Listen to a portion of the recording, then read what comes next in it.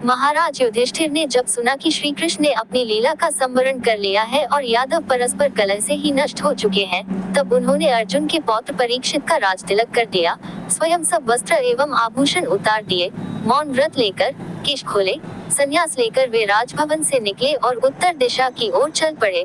उनके शेष भाइयों तथा द्रौपदी ने भी उनका अनुगमन किया। धर्मराज युधिष्ठिर ने सब माया मोह त्याग दिया था।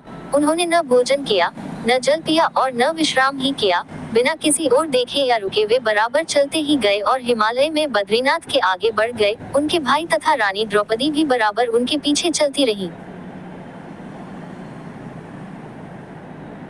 सतपथ पार हुआ और स्वर्गारोहण की दिव्य भूमि आई। द्रौपदी, नकुल, सहदेव, अर्जुन ये क्रम से गिरने लगे। जो गिरता था वह वहीं रह जाता था। उस हिम प्रदेश में गिरकर फिर उठने की चर्चा ही व्यर्थ है। शरीर तो तत्काल हिम समाधि पा जाता है।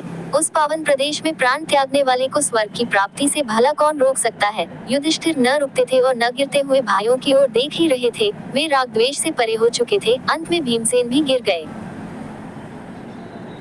युधिष्ठिर जब स्वर्गारोहण के उच्चतम शिखर पर पहुंचे, तब भी अकेले नहीं थे। उनके भाई और रानी द्रौपदी मार्ग में गिर चुकी थी, किंतु एक कुत्ता उनके साथ था। ये कुत्ता हस्तिनापुर से ही उनके पीछे पीछे आ रहा था। उस शिखर पर पहुंचते ही स्वयं देवराज इंद्र विमान में बैठकर आकाश से उतरे।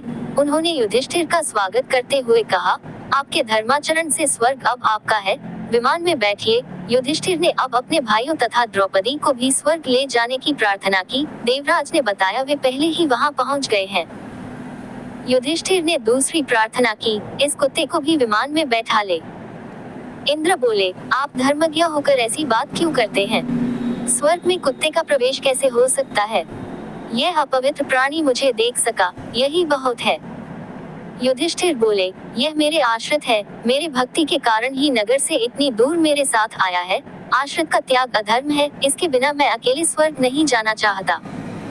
इंद्र बोले, राजन, स्वर्ग की प्राप्ति पुण्यों के फल से होती है। ये पुण्यात्मा ही होता तो अधम योनि में क्यों जन्म लेता? युधिष्ठिर बोले, मैं अपना आधा पुण्य इसे अर्पित करता हूँ। धन्य हो युधिष्ठिर तुम। मैं तुम पर अत्यंत प्रसन्न हूँ। युधिष्ठिर ने देखा कि कुत्ते का रूप त्याग कर साक्षात धर्म देवता उनके सम्मुख खड़े होकर उन्हें आशीर्वाद दे रहे हैं।